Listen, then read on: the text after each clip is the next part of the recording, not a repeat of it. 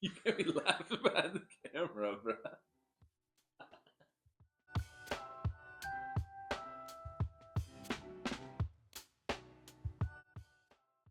Hey, what is up, guys? NDS coming at you guys with another IRL video. And in today's video, we're going to be discussing me watching a new movie every single day in July. If you saw my social media, you probably see that I was doing this challenge. And we're going to talk about my experience. We're going to talk about some of the best and the worst movies and just sort of recap the month of July and watching a new movie every day. I'm going to do this challenge again in October with horror movies. So if you have any recommendations, please drop those in the comments below. Alrighty, and on day 6, I watched the movie Primitive War. This movie came out last year. I gave it a 3 out of 5 stars. It was better than I expected, but it still wasn't a great movie. I feel like some of the editing choices, some of the sound effects, some of the CGI wasn't as good, and the acting was a little bit better than expected. And on day 7, the next day, I watched In the Gray. This movie came out this year, and I gave it 3 out of 5 stars. That's similar rating to the last movie, where it was better than I expected, but still not great. The acting in this one was a little bit subpar, and I feel like the plot was a bit all over the place. But otherwise, the action was really cool, and it looked visually good, so it was a decent one. And on day 11, we have one of my favorite movies from the entire month. This was Adaptation, released in 2002, directed by Spike Jonze. I gave this one a 5 out of 5 stars. And one of my favorite parts about this movie was the acting performances from the main characters. Meryl Streep's amazing in every movie that she's in. And Nick Cage was amazing alongside Meryl Streep, which is interesting because Nick Cage isn't always the best actor or regarded as the best actor, but he was amazing in this movie. All right, and on day number 20, we watched the worst movie of the month. This movie was called Box Cutter, released in 2024. I gave this 2 out of 5 stars, and one of the stars mostly was just because it took place in Toronto, and I'm from Canada myself, and I feel like it was a good setting. It looked cool. It made sense for the story that was taking place, um, and that's kind of the only good thing I can say about the movie. It was visually appealing. The acting performances weren't great. I feel like a lot of the sort of middle of the movie, the ups and downs, and kind of the ride that you're taking could have been cut, as it just sort of felt useless in the grand scheme of the plot. Would have kind of been better as a 30-minute, 45-minute short film, I think, instead. And yeah, the plot was just kind of all over the place. The acting wasn't great, and the score for a movie about music wasn't very good, which is weird because you would think that in a movie about music, the music would be maybe one of the best parts, which wasn't the case. So there was a lot of things wrong with this movie, but overall, it wasn't the worst movie I've ever seen, but definitely the worst one this month.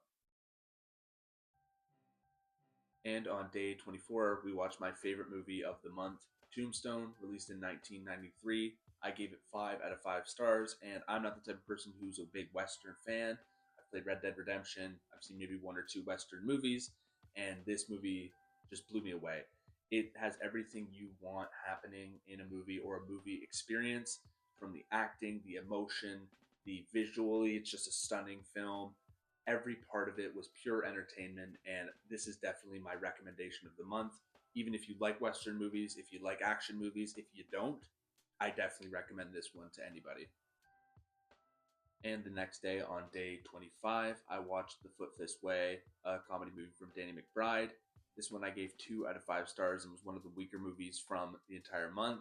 And while this movie was very funny, it was definitely one of the weaker Danny McBride movies that I've seen. His movies just seem to get better and better as time goes on, and this was one of his first movies. It seemed very low budget.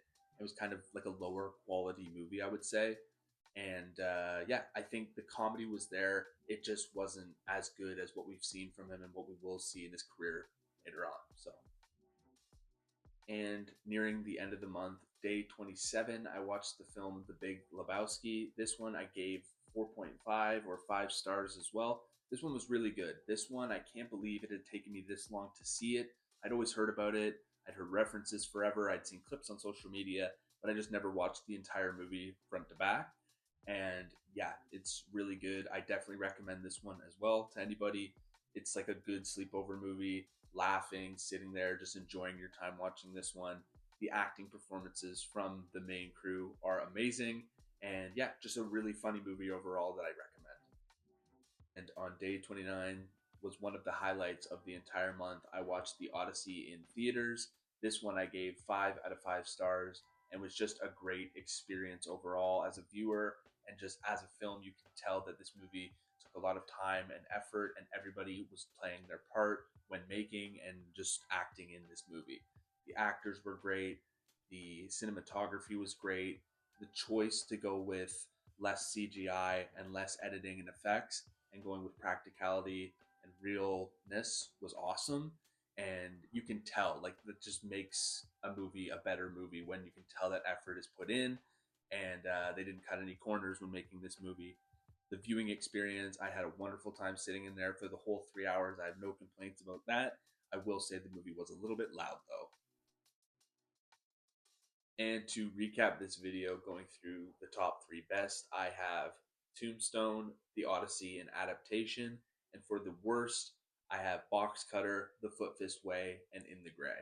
And as for the movies I went and saw in theaters, I went and saw Jackass Best and Last twice. I went and saw The Odyssey, The Invite, and Minions and Monsters. And my one regret with this challenge wasn't going to see more movies in theaters, but there just wasn't that many movies I was interested in seeing. And that's going to be it for today's video. Hopefully you guys enjoyed this one. And if you guys want to see the rest of the movies that I watched this month, please go check my Letterboxd. That'll be in the description below. And I'm thinking about doing this challenge again in October, like I said at the beginning of this video. So if you have horror movie recommendations, please drop those in the comments below. Thank you, and see you guys in the next one.